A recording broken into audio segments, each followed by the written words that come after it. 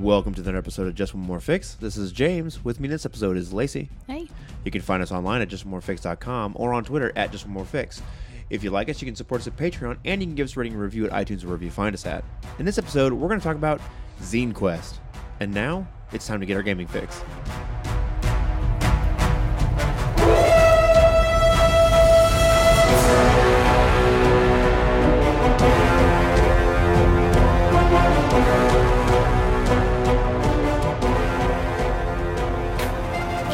I'm Willie D. Nelson from All Things Good and Nerdy, a pop culture podcast, part of the Gonna Geek Network. Just like the show you're checking out now. Shows on the network are individually owned, and opinions expressed may not reflect others. Find other tantalizingly geeky shows at GonnaGeekNetwork.com. Welcome to another episode of Just One More Fix. Couple quick announcements before we get things rolling again. I'm sure you guys are tired of hearing it, but HoosierCon is coming up. March 22nd, 23rd, 24th. So if you guys have been looking for my events that are posted there, they are pending approval as I checked last time. So they're up, just waiting for approval. So they are going to be on Saturday. I think I have one that starts at 10 and one that starts at 3. So those are both going to be Troubadours that I'm going to be running there. So if you guys want to get in on some PBTA Shakespearean disaster, come on out and hopefully we can see you there and have a good time. I was going to go with hot Shakespearean action. Hot Shakespearean action? You know. I suppose it depends on which play you're talking about. Back before there was a cure for syphilis. Second announcement is our next Indie RPG Day is February 24th at Game in Terre Haute on South 7th. So we'll be there, games from 2 to 6. And Lacey is going to be running Pip System, some kind of adventure with that. And if we have time, I'm going to bring along Mothership with me. And if we have time, we'll do some Mothership as well. So we'll see how that goes. So hopefully we'll see you guys there. That's February 24th, and should be awesome. All right, so today we're going to talk about Zine Quest. So we've talked about Kickstarter a fair amount on the show, and I'm sure everyone out there probably knows what Kickstarter is.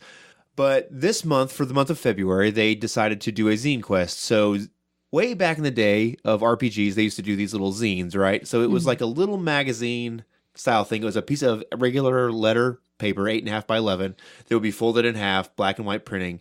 And then it would have like a cardstock cover that would be a single color, like a blue or an orange or something. And then it would have like black artwork on it, right? And a lot of the original books in the small box sets, like the white box set and stuff like that, and Labyrinth Lord and stuff like that, they all came with those little zines. So it's been a big tradition going way back for RPGs, right? So Kickstarter decided... But I would like to interject, because until Gen Con this year, I had no idea what the shit a zine was. Oh, okay. So even if you have no idea, you haven't been gaming since 1975. I haven't been gaming since 1975. Some of our other podcast co-hosts. Right. Anyway, point being, still super enjoyable, even beyond the nostalgia effect. Oh, yeah. I am just having an excellent time reading about all of them and getting super excited. Let's talk about that a little bit before we actually get... So we're going to talk about some of the actual projects that exist on this, and ones that we liked personally, and ones we've backed, and just not to do a big commercial, but it's a really cool thing that they're doing. So it's kind of freeing, I think, in a way. So for the month of, I don't know why or where, but Luke Crane is involved with Kickstarter. He works for Kickstarter and is involved with them. I'm not sure exactly what his role is there, but he's been there for quite a while. And he's the designer of Burning Wheel. And I don't know if it came from him or through him, but I've got to imagine that he had his fingers in there somehow to sort of encourage them to do it, right? And so for the month of February, they're doing all RPG zine projects, right? Just a whole bunch of them, right? It was a whole promotion thing. You could probably back one for every day in the month of February. Yeah, there's a lot. So there's a lot to choose from. So basically, no matter what your gaming flavor is, there's probably something there that you will find interesting. And if you go through several of them, I guarantee you'll find some surprises in there, things that you think, oh wow, that's pretty cool. Because some of them I thought, what in the world? And then, oh yeah, no, we're totally doing this. And so along with zines, the printing cost and stuff like that is very cheap. So the cost of these is very affordable. And especially if you just want to get the PDF, some of the PDFs are down like $5, $6, $7. And a lot of the zines are between $10 and $15. So it's including shipping. Yeah. Because they're just basically a folded 20 sheets of paper or whatever. So exactly. So it's super affordable and there's a lot of fun there. So You mentioned you don't have a history with zines, right? So what about them did you think was kind of neat and compelling? I can read them in a day. Right on. Many of them are adventure ideas or dungeon generators, monster generators. They're extra accessories that you can use in any game that you're running. Right. Some of them are more specific, which is cool too, but a lot of them are very broad. Right. I like the unrestrained creativity that you have with these that you don't have with a core book because we're not so concerned about how much money they're going to make. They're basically everybody's favorite pet project that they're like, maybe I can get money to do this thing I've always wanted to do. What's one of the things that I like about it the most is it's like you said, this pet project, this passion project they had, but also sometimes you have ideas that wouldn't really be a complete RPG and it may not even fit into the category of adventure, but it's a really cool thing and you want to share it with people. And that's perfect for this. It's super interesting because like you said, it's very freeing and you can sort of do whatever you want. There's not a high cost in terms of artwork and layout and all the stuff that goes into a larger RPG book. So it's very freeing for the creators to just sort of make whatever they want. Right on. So you know what? The other thing that is, I think, worth mentioning, because it's a whole month focused on this thing. It's not, you know how sometimes in the Kickstarter realm you have, well, there's this one guy, Luke Crane, for instance, right, or Monty Cook, or everything that they post is going to fund. Mm-hmm. Well, in this, you've got some of those bigger name creators too that are doing these, but at the same time, that's pulling attention towards these other things that are there as well. Absolutely. And shining light on things that may not have been able to fund without that attention. Well, as I was going through writing down authors' names and stuff for the ones that we found, there are a lot of the people that are on here that are first-time Kickstarter people. It's the first project they're kickstarting. So maybe they've got some design experience or something, or maybe they don't have any published design experience, right? But we all run games. We all have some kind of design experience, right? So I think it's really cool because it's giving a voice and a chance for a lot of people who probably wouldn't normally be able to jump into the published space to be able to do that. And then also it lowers that barrier to entry quite a bit because you can make these zines without layout experience. If you could lay this out in OpenOffice or Microsoft Word or something and export it as a PDF and you're off the races and ready to go. So I think it's very cool because everybody's got some weird, crazy idea out there that they could probably make into a thing. Now, it may not be a full-on 250-page RPG book, but you can fill 20 pages full of some crazy-ass ideas, right? And even if it's not a good idea, like, if I gave you $10, that's less than the cost of a movie ticket. Well, like, yeah.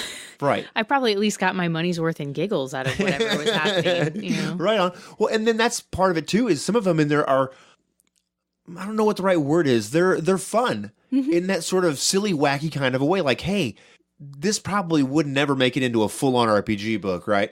But this is just something fun that I like to do, and I want to share that with people. And then why not? And that passion, that's the other thing of this is that passion shows through because these aren't things that people are doing to make a huge ton of money. They're doing them because they're fun and they're interesting to do, right? And I just think it's super cool, and I would encourage everyone to at least go look at them and check them out. And if you see something you like, to fund them because I think all of them that I have seen funded, whether I supported them or not, they all almost funded. A couple I saw that hadn't, but they still had a couple weeks to go and they were close. Right. I didn't see any that were like almost none. Right. And the funding goals for these are pretty low.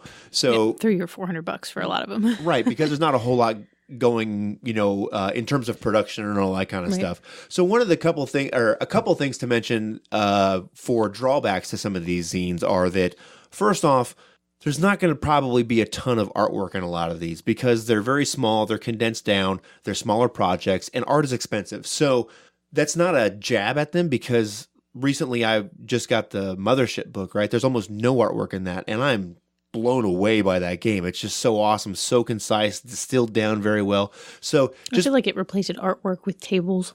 Oh yeah, in a way, and they're super fun, and it's like they did a good job of it, and it's great. They're the art of the technical world. Fair enough. That's actually probably right. Actually, that or the flashing cursor.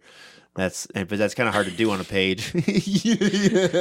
These 3 pages are dedicated to the flipbook portion. Please just rapidly leave back and forth. You have one blank page and then one page with an underscore, and you just have to flip it back and forth really quick.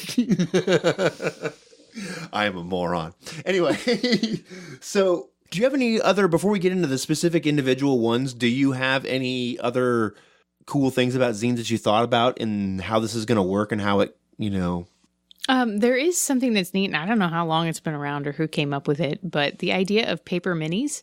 Oh, yeah. And so there are a couple of these that have the artwork and everything for paper miniatures that you can print to use for your game. Mm-hmm. So I thought that was cool. Well, and that's kind of a throwback, too, because I remember when I first started into Dungeons & Dragons, we started with Xanser Tim's Dungeon, which was a box set, and it had paper cutout minis that you cut out. Oh, okay. And they make like an A-frame and kind of, they have the tongue and groove thing. They kind of like slot together. We just had like 2 books and imagination. Yeah, it was a good time way back in the day. So, right on. The only other thing that I'll mention is that there have been some problems with Kickstarter and delivery dates and being on time and that kind of stuff. And so I think that you should also know that there's a little bit of risk with this because some of these are first-time creators, but it's not a huge financial risk you're taking. You're not backing this thing for $150, $200, something like that. Right. If you just get the PDF, $5 or it's $10. $5. And most people spend that on a couple cups of coffee a day. So it's not a huge financial risk. I didn't mention this either, but the other thing about these that I saw that was really cool that I haven't seen in a lot of Kickstarter projects is that they offer 2 different tiers for the exact same thing. And one is like the suggested price and the other is a discounted price if you can't afford that. Mm-hmm. And I thought that was pretty cool. I agree. There's several of them that are that way. And then there's a couple of them that are also a donation one. So you fund it for twice the cost. So if it's a $10 zine, you get the PDF, you get a zine, and then it's $20 and they find a person who wanted it but maybe couldn't afford it and they donate that zine, which I think is a really, really cool thing to do. Yeah.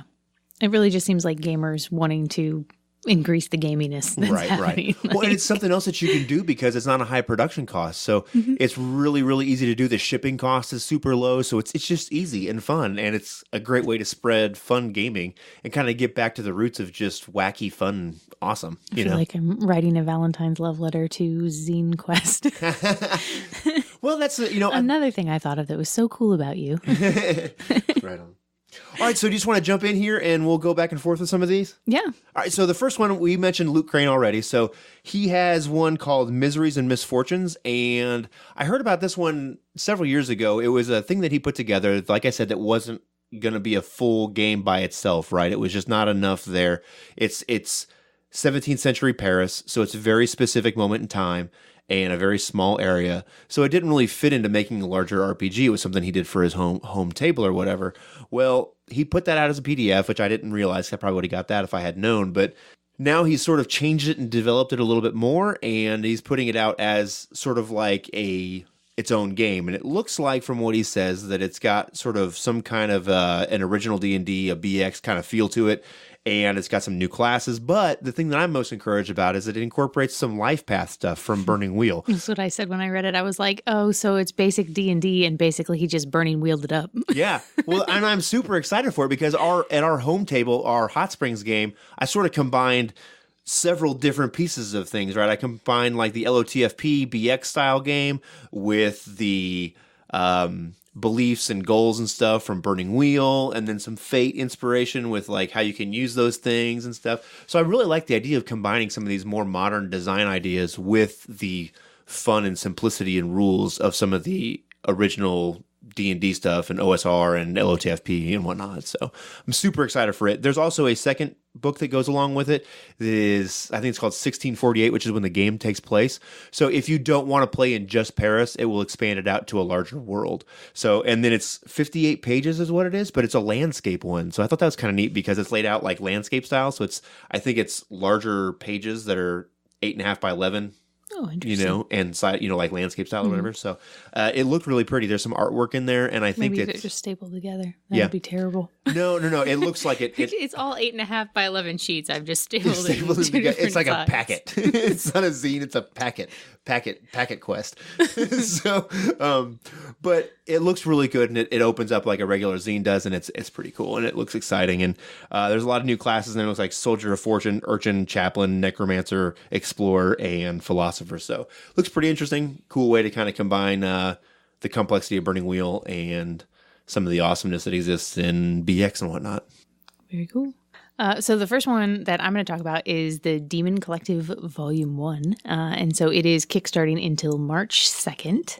And I actually stumbled upon this one because I had kind of vaguely heard of Zine Quest and then sort of blown it off because I'm not an old gamer and I didn't really care what a zine was. So, but I subscribed to the More Seats at the Table newsletter that comes through email. Okay. And so this one was listed. There were like 4 of them. One of them you're going to talk about later, I think, Underground Girl. Is that what it's called? So that one was in there too. So this newsletter, I guess, it highlights minority game creators and content creators. So this one was on there because it is entirely written, illustrated, and edited by trans and non-binary game designers. Right on. So it has 4 horror RPG adventures. Oh, you had me at horror. Yeah, I know, right? So those are by Camilla Greer, Comrade Pollux, Mabel Harper, and David Sugars, I guess. How you spell it? S-H, like sugars, but with an H. Shh. Okay. But you kind of say sugar like that anyway, so it's a little odd, right? Either way. So. And then, so edited by Fiona Geist and the art by Lauren Bryce. And it actually has a fair amount of art in it, is my understanding. Well, I will tell you, the ones that do have art are very cool because one of my favorite styles of art comes from that original D&D, that black line art. I just think is really cool. It's so much fun to be able to do things without all the color and whatnot, and I think you can get away with a lot there. So before we go any further, I want to mention a lot of these names we're not familiar with because these are newer designers that we haven't encountered. So if you butcher any names, our bad, let us know and we'll try and correct however we can. But okay, so they're just like 4 to 5 word teas of each one. So adventure number 1 is called Hush, and it is set in some dwarven library ruins. Ooh, that's exciting. Yeah. She's not dead, she's asleep. So this is Sleeping Beauty. You can see this kind of. Except it's tomb pillaging and a vampire princess. Don't kiss and wake her up. Definitely not. There's Night School, which is the most awful thing to do to players with like a great classic trope of the sleeping princess you have to rescue, and then she's that is wicked cool. Man, that's fun. That's fun. That's super fun. That's my favorite now. I'm pretty sure that's Mabel's too. Anyways, there's Night School, which is ancient wizarding school and missing children. So when I read the little blurb about it, it kind of reminded me of like Harry Potter meets that Guillermo del Toro orphanage. Oh man, I was like, that's terrible. Oh man, well, sorry, Sleeping Beauty. I think you may have just lost. That's wicked cool too. And then Bad Faith is possessed cultists and small town terror. Cool. This one is pretty standard with the $5 regular PDF. For the printed zine is $12, but they actually offer a $1 option where you get all of the text but no art. So you get all of the content, just no artwork, which is nice because it's $1. Right. So yes, that's the Demon Collective. Very cool. So my next one is RPG Design Zines. This one I thought, the first one that I actually saw, it's by Nathan Paoletta. And he has designed Worldwide Wrestling, which is a Powered by the Apocalypse wrestling game, basically. And I've never played it, but I looked at it pretty extensively, and it just fits so well with the wrestling stuff, and it's very well designed. He also did Belly of the Beast, which is an awesome one where you're like dungeon crawling inside the belly of a Leviathan, like an entire culture lives inside it. Cool. I backed that one, and I think I forgot to download the PDF. I feel like a turd for that one, so I suck at life. Too many Kickstarters. Woe is me. But so basically, this one is a series of sort of like best of design tips, and he's pulling things and cutting and pasting from his own design, his own game library, to sort of put things in there to talk about how actual examples of games that highlight specific design techniques and types and things that they do well, right? Because everybody knows certain games do, like, it does this thing really well. Mm-hmm. That's like the selling point for the game. So it sounds like it's going to be lots of that for different pieces. So he's got a lot of sort of like the chapters or parts of it laid out pretty well for what they're going to be, the different portions are going to be going over. He says it's about 20 pages is what it looks like right now. So I'm super excited for that one because I listened to his Design Games podcast with him and Will Hindmarch, and a lot of really good insight to a lot of stuff, including production and layout and all of it, from start to finish, the complete process. So if you're into designing games, I think it's definitely worth a look. Or designing scenarios, adventures, all that kind of stuff. It's definitely worth a look. Very cool. What? I guess since we're doing zines that aren't like strictly games themselves. The other one that caught my eye pretty quickly off was called Skill Points. Mm-hmm. And so it is also going until March 2nd. I think the majority of them are going till March 2nd. I've got one that's March 6th and one that's February 28th. Yeah.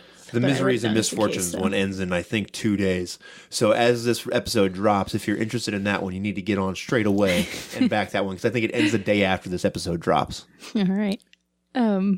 Okay, so the Skill Point Zine is not really a game itself. It is about how you can use games to teach people things. So it is a zine dedicated to learning through the, what do they call that? Conduit, I guess, of RPGs. And so there's 7 designers that have come together to put this together.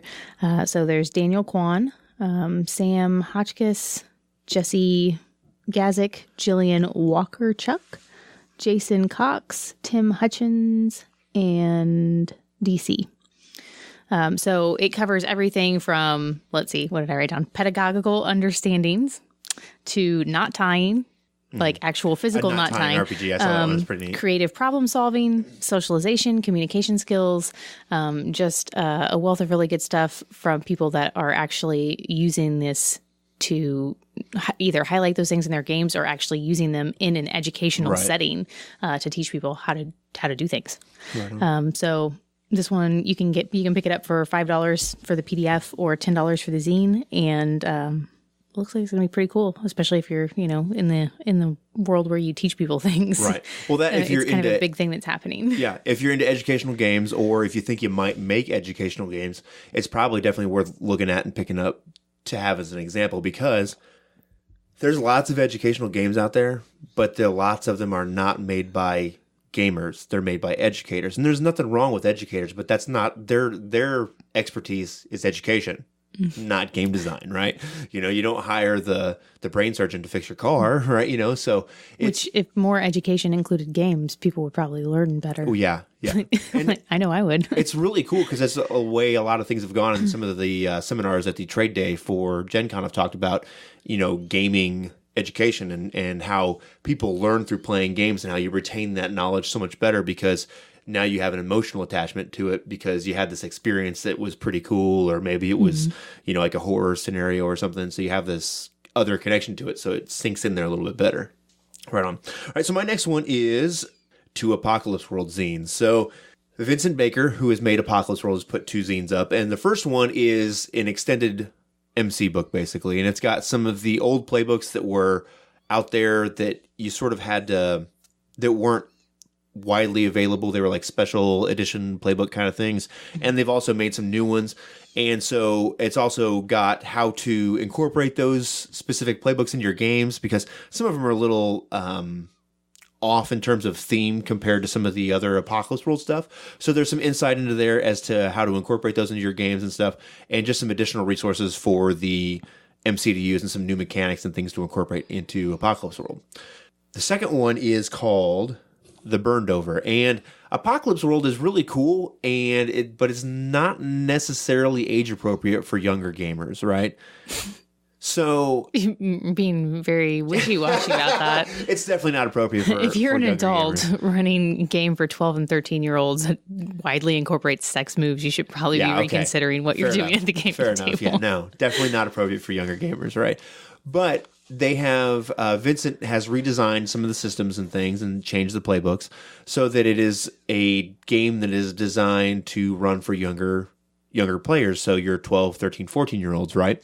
So the sex moves are taken out, and it's changed some things up, and it's changed the way some of the mechanics work, apparently. And you can preview the playbooks that are for that one. They're on the Kickstarter page, so if you're kind of curious to see what's on there. So a lot of them look pretty thematically close to the original Apocalypse World playbooks, but there's some changes in there and no sex moves and stuff, and it's all age appropriate for, middle schoolers on up or whatever. So that one I think looks really cool because I like Apocalypse World a lot. Our kids have liked a lot of those style of movies, but you just can't really bust out Apocalypse World with young kids. It just doesn't work really well. So definitely take a look at that one if you've got younger kids and you want to introduce them to Apocalypse World. Very cool. Awesome. Number 3 for me is a combination, just like your last one. Sort of picking up what you're throwing down there. It was not planned at all. It would be cooler if we planned that. As it turns out, we barely plan anything. This is Tome and Wish You Were Here. It ends on, this is the one that ends on February 28th. Okay. And Tome was not really the one that grabbed my eye, if I'm being honest. It could be your thing. It's a system agnostic supplement for fantasy RPG. Right. So it's got a lot of little GM tools and tables and randomizations, GM stuff. Right.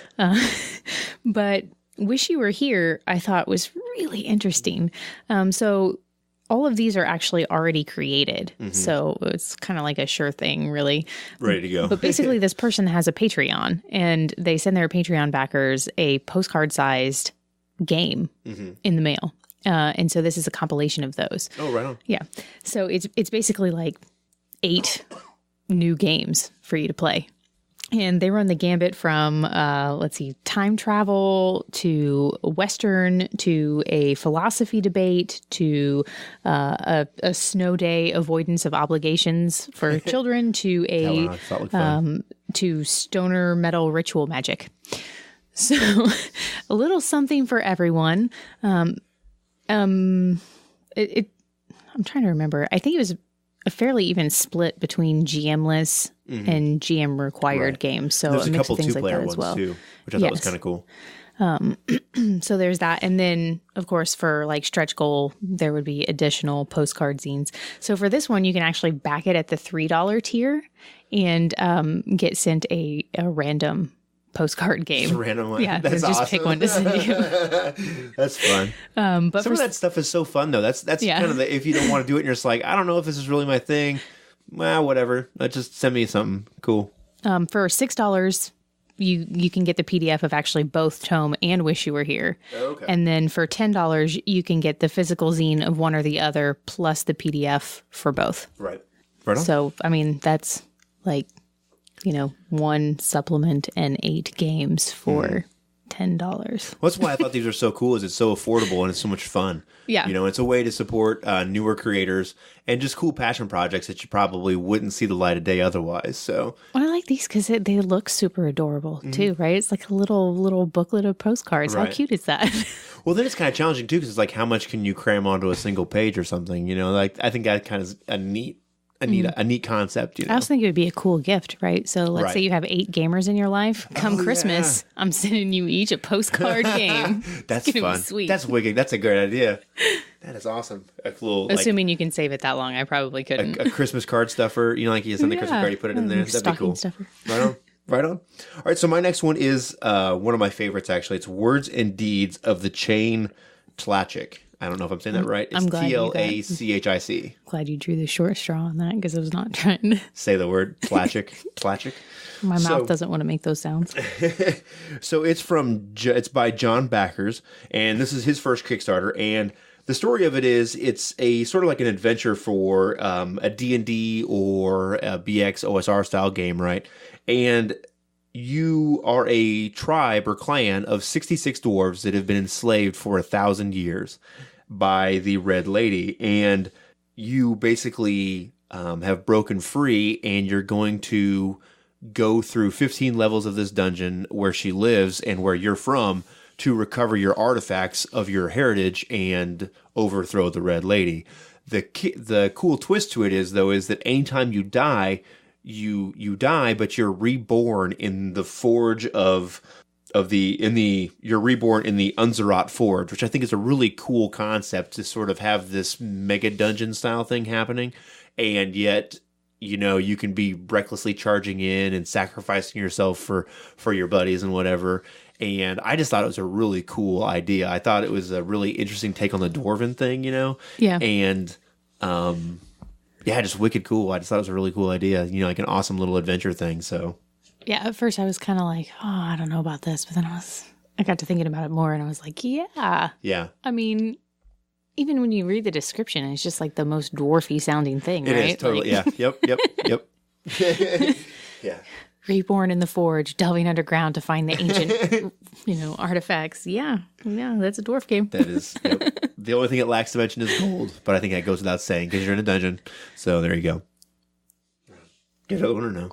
Yes, I have one more. So my last one is the RPG Zine Challenge, The Complete Beast Man, which is going until March 6th. And this one I saw when we were cruising through the zines, but I actually saw it mentioned before that in a blog. So let me stop you real quick. So this one is by Jacob D.C. Ross, who actually is sort of early on in our recording process. When we first started, we got sent a game called Kaigaku to review and to check out. He's the one that does that game? And he is the one that made Kaigaku. So super cool, awesome. How clueless I am about Shout out to Jacob D.C. Ross, because this is really cool. Because I was scrolling through and I was looking at the authors and I saw his name. I was like, oh, what is this? So it's very cool. And Kaigaku is very cool as well. And there's a quick start on drive-through. It's worth a look. And there's a larger book that goes along with it. So that, if you're curious about backing this one, that is a good one to look at too, to see if you like sort of his style of flavor of design and stuff. And we like that game. We played the adventure, the quick start that comes along with it, and it's a lot of fun and really enjoyed it. So it's a quick plug. I just wanted to throw that out there because I thought it was really cool to see that this is another project that he's doing, because it is cool. He just sort of emailed me out of the blue and said, hey, check us out, review it if you like, whatever. And there you go. So very cool. So good on him for having another project on Kickstarter. So go ahead. I'm sorry. I didn't mean to derail you, but I wanted to throw that out there.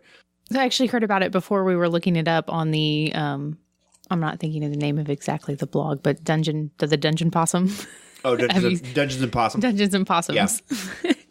And he has a sweet blog page. Yeah. It looks really nice. It's formatted well. Anyways, so I was like, oh, okay, hey, here's something about RPG zines. So I was kind of flipping through, and some of them I was like, OSR, I've never heard of this thing, whatever. I never played that game when I was a kid. And then I was like, Beast Man. All right. What's that about? Right.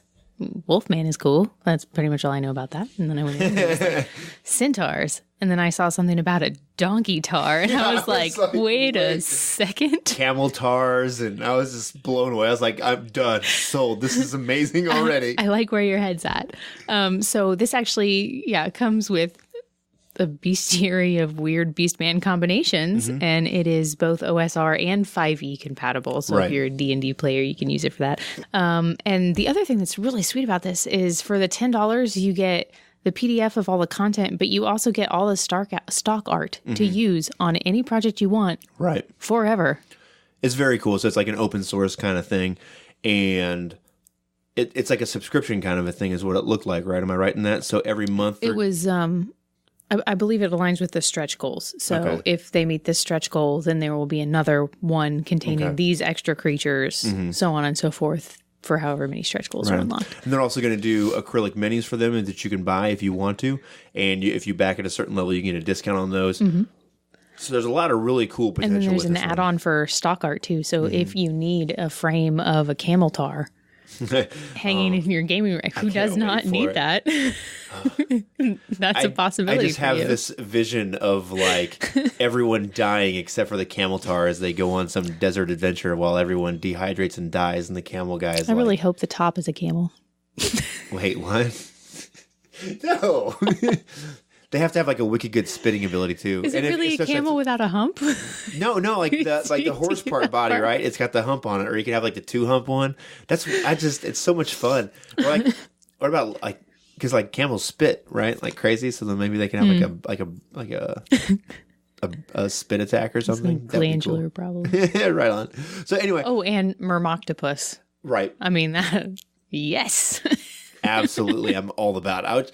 It's just so much fun. You know what I mean? It looks really cool. And then it talked about detailing a lot of like, not just for fantasy adventures, but for if you wanted to take these creatures into space, how they would sort of approach that, how they approach their empires and that kind of stuff. And I just got to say... I just can't picture a camel tar in space. No, I want to see a 0G like centaur. Well, that's the thing. Like, it's fun to even talk about because it's just so silly. Well, but that, like, it's just things that you never even considered. So... you talk about space adventures and all this craziness, and there's aliens and Chewbacca's and all, Wookiees and all this. Well, there's no centaur in Star Wars, but like, why not? Why not have a centaur out there in his little 0G outfit with his mag boots that are mag hooves or whatever. It's just awesome and fun. I was just like, this is so great. I don't know. I'm picturing how terrible the Hellraiser space movie was with the toy man. Oh yeah. Well, we're not. Some things do not belong in space. That movie belongs in space where no one can watch it. But all right. So, you got anything else about the Beastman one? Oh, that one goes till March 6th. Till March 6th. So that one is wicked fun. A lot of coolness there. So I'm excited for it. All right. So my next one is Girl Underground. This is actually the first one that I saw and was super excited about. So it is a PBTA game for 3 to 5 players, and it's sort of based around the movies The Labyrinth or Alice in Wonderland. But either way, it's so one person, one of the playbooks is the girl. So you play the Alice, or whatever Jennifer Connelly's character's name was. And the other ones play the sort of people that go along with her. So Huggle and Ludo and Sir Didymus. I can remember their names, but not the main character's name. That's terrible. And then they have everyone has their own moves and that kind of stuff. So it looks really, really cool. And they've got samples of the playbooks on there for at least the girl and I think 2 of the other sort of like backup, the sidekick characters or whatever. I want to be Ambrosia. Ambrosia, get back here. So, but it looks really cool. And it's by Jesse Ross, and it's going to be 32 pages and stuff, and it looks really good. That's actually the one that I was initially super excited for when I saw this. I thought, I'll go look at this Zine Quest thing and see what I can find. And then that one caught my eye, and I thought, wow, this is so awesome. Okay, I need to look at all these now. And then, click, click, click, click, click, fun, and here we are. So $1 million in zines later. Yeah, which means I'll never stop reading zines because $1 million worth of zines, you'd never be done. Right on. All right, so I just got a couple more. I'm just going to shoot through these real quick. So I got A Pound of Flesh, which is the Mothership zine. So it expands the Mothership game a little bit. The reason I funded this is because I missed out on Mothership initially, so I never got a hard copy of Mothership. So one of the funding levels for it is that you can get a hard copy of the Mothership and of Dead Planet, as well as this one, which is called A Pound of Flesh. So what this zine does, though, is it adds the ability for you to make sort of random tables that create space stations. Sort of like hive planets is kind of what I took it as, right? Where dens of thieves and rough places out in the middle of nowhere on a space station, right? And the awesome fun thing that I saw that's on there is they're incorporating Mad Libs into it. So you're going to sort of like Mad Lib your space station potentially, right? So I'm kind of curious to see how they structure those because that could go terribly awesome or terribly wrong. But based on the fact that they did not use my idea of the flash cursor with the 2 pages, I'm going to say it's going to go terribly right. So I feel like it's an opportunity miss. That's all I'm saying. I might write it on the back cover. True story. So when we'll add that into our copy. It'll be great. But so it looks really good, and everything that Mothership I've seen is because we have both PDFs of the Dead Planet and Mothership, and they're both really good. Super excited about it, and it's an interesting thing of how they've sort of crammed so much into so few pages. It's really, really interesting to look at. If you said it, I either wasn't paying attention or didn't hear it. But who does Mothership? So it is Tuesday Night Games is the game company that makes it. Alan Girdling is the person who's listed on the Kickstarter as who's writing it, and they've got some other names listed from Tuesday Night Games for who's doing the editing and the layout and stuff. So, but Mothership is a really good, nice product and is really, really well put together. So I would definitely recommend this one. It's called A Pound of Flesh. So, all right, so I got one more, and then I'll turn it over to you for the last one. So, like a surprise. I don't even know what it is. Yeah, you do. Oh, good. So, all right, so the last one I have is called Casket Land. And it is a PBTA game as well. It's by Mary Enger, E-N-G-E-R. I'm not sure which way I say that. But it is a occult, bleak Western setting game for the Powered by the Apocalypse world. So it has its own set of playbooks. Oh, really? You think bleak? It said bleak. That's the word it used. I pictured it being a little bit pulpy, like From Dusk Till Dawn. Oh, really? Oh, no. Maybe I guess I have it wrong. So I read it. It was just probably the combination of Western and horror that made me really just stick with that mindset there. So it has 9 classes, or nine of what it calls classes, which I'm going to kind of assume is sort of like a playbook, right? And to me, it struck me as sort of like Penny Dreadful meets Deadwood. That's what it struck me as. Oh, that's way more serious than what I had in mind. Or almost like a Malifaux, kind of like that. bleak. Yeah, I can see that. Because there is a pulpiness to Malifaux, but it does have this sort of bleakness because of the Industrial Revolution and whatnot that kind of comes along with it and being in the Wild Wild West where it's just, it's bleak. So, but that one looks really cool and lots of fun. So, I don't know. I have a note here that I can't read. I don't know what it says. It says adventure out of... okay. So along with the zine, it also comes with an adventure called Out of the Nest. So kind of like some kind of a way to get you started running the game or whatever. So something cool. It's just more content to add to it, basically. So this one is called Beneath the Canals, and it's by Michael T. Lombardi. I don't know what the first is for. That's his first project. Oh, is it? On Kickstarter, anyway. Okay. So it is a mini zine, and it's it sounds like maybe he's kind of a little bit of like a layout junkie, and so it was like his idea to be like, okay, I'm going to see if I can condense this completely to have it be on one sheet. So it's just like use every possible piece of real estate on one sheet of paper, front and back, to make this a thing. My favorite part is on there. It says it's a 1-page zine. Or a zini, which I thought was a fun Z-I-N-I. Sounds like something you order at an Italian restaurant. Yeah. I'll have the zini. I can't read what this says either. I don't know. James's notes are irrelevant. Basically, what's going on here is it's like a Venice dungeon crawl. That's what I got out of it. Yeah, so it's canals. Yeah, under the ground, watery, awesome. Mm-hmm. And so it's 4 pages essentially because it's a regular sheet of paper. Folded in half, zine style, right? So you have a front cover and a back cover, and then 2 pages on the inside full of content and stuff. So it's really interesting. I feel like I could commit to running something that is literally just one piece of paper front and back. I think, like, I'm not daunted by that task. Right. Well, I think it's interesting because a lot of games have gone to this really cool layout where when you have the players at something, you lay the book open, and that 2 pages has everything that you need there, right? Mm-hmm. So all the stuff in Dead Planet is that way for Mothership. A lot of the stuff out of the Hot Springs is that way in the Dark of Hot Springs. It's a really good way to do your layout so that there's not a lot of flipping back and forth to find things. Mm-hmm. And I do think it's interesting to see someone challenge themselves to see, he specifically mentions in there, how much information can we pack into this paper and still make it work? How can we challenge the layout of all this and put it all together to sort of maximize the amount of space that we have? So sometimes those constraints that you put on yourself create interesting creative opportunities for things that just might spring out of it. So absolutely. Plus the setting is just cool. Yeah. Like the minute somebody's like, canals, wouldn't you want a dungeon crawl there? I'm like, yeah, I would. Let me pull on my waders. Let's get this going. Right on. So Zine Quest ends, I think, officially at the end of February. So any of these that you want to fund, we mentioned some dates when they're supposed to be finished, but if any of them sound interesting to you, sooner is better than later. And all of these, as far as I know, have all funded, so they're all good to go projects and off to the races. So if that was a concern for whether you'd back any of them, they're all good to go and are going to be real things, hopefully. So super excited for this, and I just think it's a really cool way to support some new creators and see some people's ideas that may not have seen the light of day, except for at their own individual home tables. So the other thing is that I think this is probably feasibly doable by anyone, and even though Zine Quest is going to end at the end of February, I think it would be really cool to see this happen either annually or maybe, every 6 months or something, where they would put something together like this, because I just think this is an awesome project, and it's a cool way to introduce new creative people into the sort of design space to check out some cool new ideas.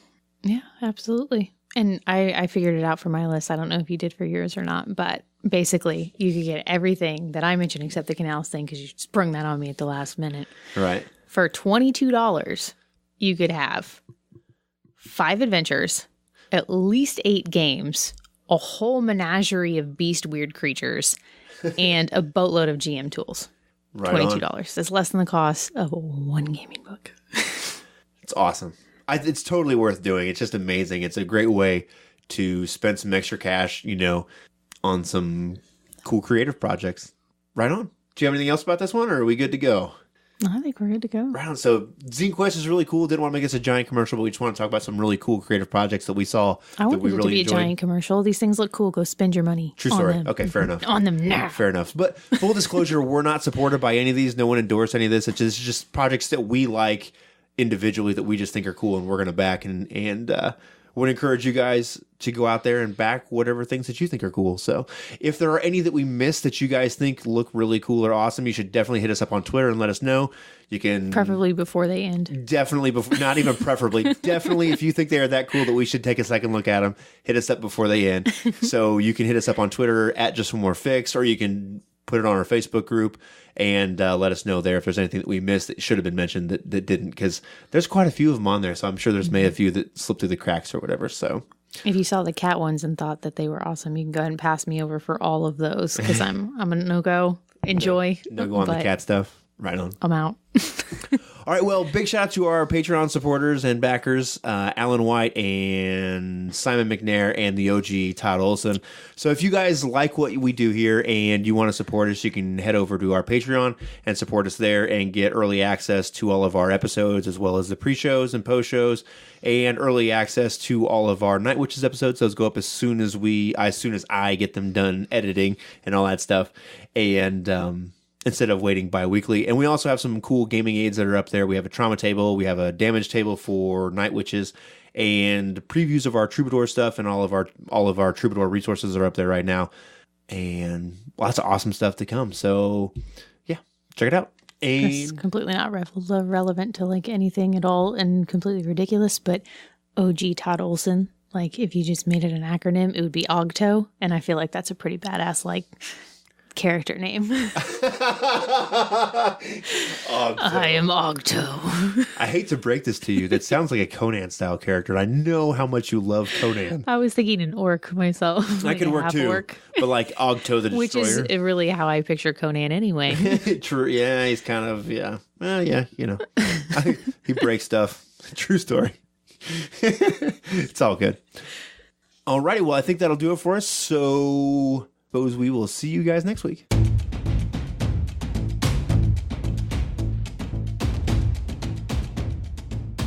Thanks for listening. This has been an episode of Just One More Fix. Music has been provided by Kevin MacLeod. You can find him at incompetech.com. You can support us at patreon.com/JustOneMoreFix, or follow us on Twitter at Just One More Fix.